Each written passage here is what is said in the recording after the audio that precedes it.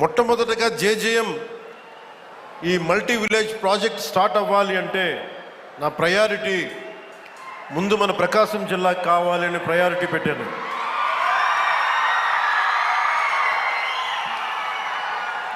అలాగే మీకు గత ప్రభుత్వం మీకు ఏం చేసింది, ఎలా ప్రవర్తించారో మీ అందరికీ తెలుసు. మన జిల్లాకు సంబంధించి వెలిగొండ ప్రాజెక్టుకి ఒక 4,000 కోట్ల రూపాయలు కావాలి. దాంట్లో మేజరు ఎవరైతే భూపరిహారానికి కావాలి వాళ్ళు అప్పులు తీసుకున్నారు. రాష్ట్రం మీద లక్షల కోట్ల అప్పులు తీసుకున్నారు. కానీ మనకు ఒక వెలిగొండ ప్రాజెక్ట్ తేలేకపోయారు. అలాగే గత ప్రభుత్వం జలజీవన్ మిషన్ అనేది దాహం తీర్చేది. గంగమ్మ తల్లి మనకి దాహం తీర్చేది, మన పంట పొలాలకి జీవం పోసేది, పంట పండించి మన ఒంట్లో సత్తువు నింపేది. అలాంటి గంగా సమానమైన నదీ జలాలు ఉండాలి. జలజీవన్ మనకి జలజేయం అనేది ప్రధానమంత్రి గారు చాలా గుండెల్లోకి ఎత్తుకొని భుజాల మీదకి ఎత్తుకున్న ఈ స్కీమ్ ఇది. అలాంటి స్కీమ్కి ఈ రోజున మాట్లాడితే గత పాలకులు మళ్ళీ రౌడిజం చేయడానికో గూండాగర్దీ చేయడానికో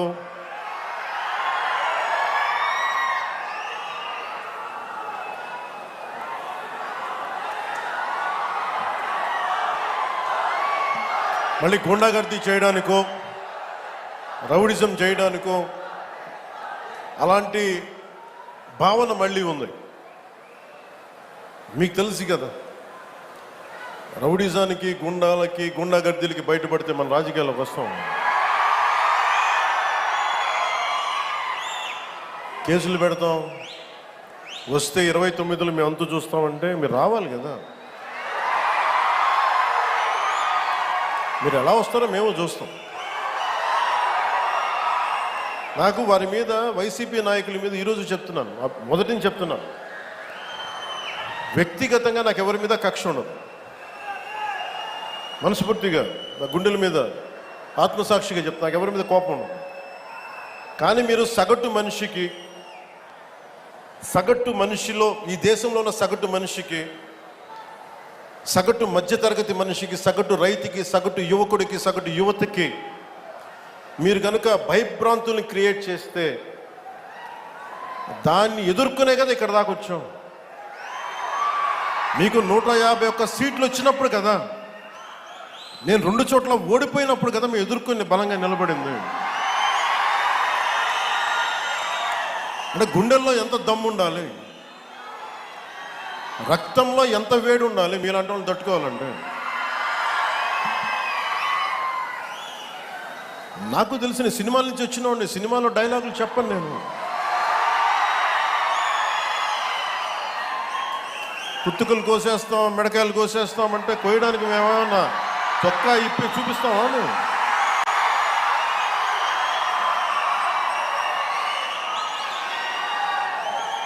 నేను సినిమాలో డైలాగులు చెప్పడానికి కూడా ఇబ్బంది పడతాను. సింహం గడ్డం గీసుకుంది, మేము గడ్డం గీసుకోలేదు. ఈ సరదాగా ఉంటాయి మిమ్మల్ని చీరప్ చేయడానికో సరదాగా చేయడానికి. నిజంగా గడ్డం గీసుకుంటే దరిద్రంగా ఉంటుంది. చూడండి, ఆలోచించండి. స్నానం చేయకుండా, మట్టి కొట్టుకుంటా, అంటే ఇవన్నీ ఏంటంటే సినిమాల్లో చెప్పిన డైలాగులు. అవి ఎందుకు చెప్తున్నానంటే సందర్భానుసారంగా చెప్తున్నాను.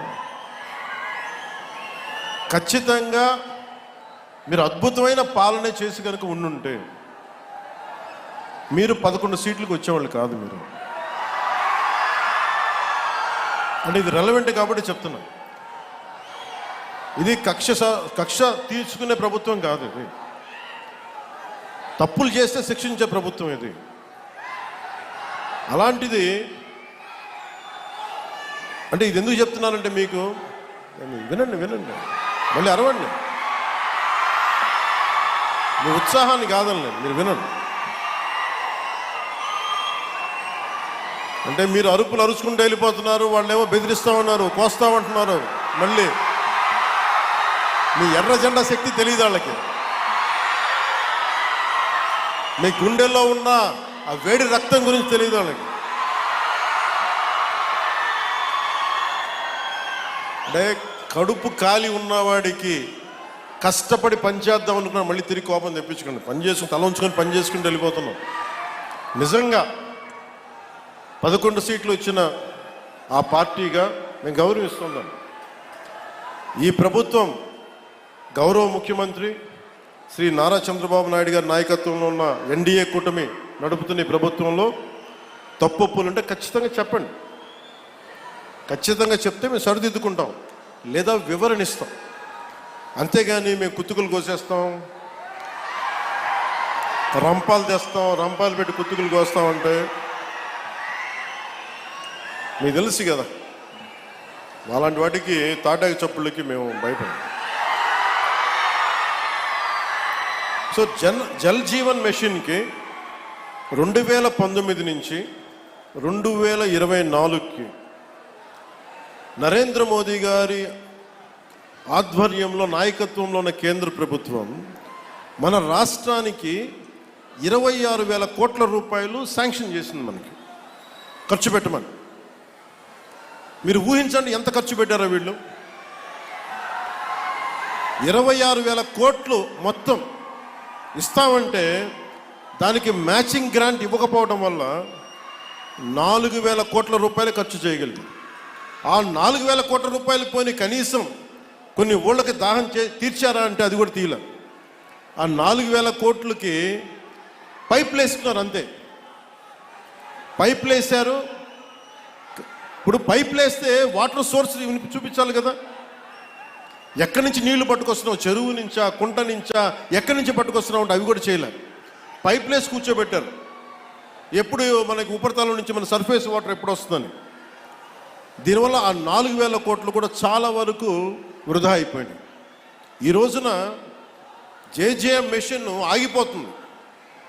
అంటే ఈరోజు మనం కూటమి ప్రభుత్వం ఎందుకు ఇంత బలంగా ఉన్నామంటే, అంటే మీరు మా మీద పెట్టిన నమ్మకానికి అన్నదమ్ములు, ఆడపడుచులు, యువత, పెద్దలు, పిన్నలు, రైతాంగం, మధ్యతరగతి అందరూ నమ్మి ఓటేస్తే జల్ జీవన్ మిషన్ పథకాన్ని మేము ఆపేస్తున్నాం అని కేంద్ర ప్రభుత్వం చెప్పారు. మాకు కంటిన్యూ చేయాలని లేదు మాకు. ఎందుకంటే నీళ్ళు ఇవ్వడం అనేది స్టేట్ సబ్జెక్ట్. ఇది ఇన్ని రాష్ట్రాల మీద మాకు భారం అయిపోతుంది, మేము ఇవ్వలేమంటే ముందు నేను వెళ్ళి విఆర్ పాటిల్ గారిని కలిసి, జలశక్తి మినిస్టర్, కేంద్ర మంత్రివర్యులు వారిని కలిసి వివరించాను. సార్, గత ప్రభుత్వంలో 26,000 కోట్లు మీరు ఇస్తే మేము 4,000 కోట్ల గత ప్రభుత్వం ఖర్చు పెట్టింది. అది కూడా ఇంత అవకతవకలుగా. ఈ రోజున కనుక మీరు ఇవ్వకపోతే మాకున్న సమస్యలు విని మన ప్రకాశం జిల్లా వెలుగొండ ప్రాజెక్ట్ దగ్గర నుంచి మన పల్నాడు, అలాగే మనకి అనంతపురం, శ్రీకాకుళం ఎక్కడైతే ఉన్నాయో అన్ని దాదాపు మేజర్గా ఇవి, మిగతా అన్నిటికీ అన్ని ఎక్కడైతే నీటి ఎద్దడి ఎక్కువ ఉందో వీటన్నిటికీ దాదాపు ఒక 83,000 కోట్లు, 84,000 కోట్లు అవసరం అవుద్ది. 26,000 కోట్లు కూడా సరిపోదనంటే వాళ్ళు అసలు మేము రూపాయి కూడా ఇచ్చే పరిస్థితిలో లేము, అంత ఇబ్బందుల్లో ఉన్నామంటే కేవలం మనం 151 సీట్లు ఇచ్చాం కాబట్టి, ఎన్డీఏ కూటమిని గెలిపించాం కాబట్టి మా గొంతు బలంగా, మా గళం బలంగా వినిపిస్తే తర్వాత గౌరవ ముఖ్యమంత్రి చంద్రబాబు నాయుడు గారు, నేను ఇంకొకసారి మరోమారు జలశక్తి మినిస్టర్ గారి దగ్గరికి వెళ్ళి ప్రధానమంత్రి గారికి వారికి చేస్తే ఈ రోజున జేజేఎం ప్రాజెక్ట్ మొదటి విడత మనకి 1,390 కోట్లతోటి మన ప్రకాశం జిల్లాలో మొదలు పెడుతున్నామంటే దానికి మీరు మా మీద పెట్టుకున్న నమ్మకం, కేంద్ర ప్రభుత్వం మన మీద ఉంచిన నమ్మకం.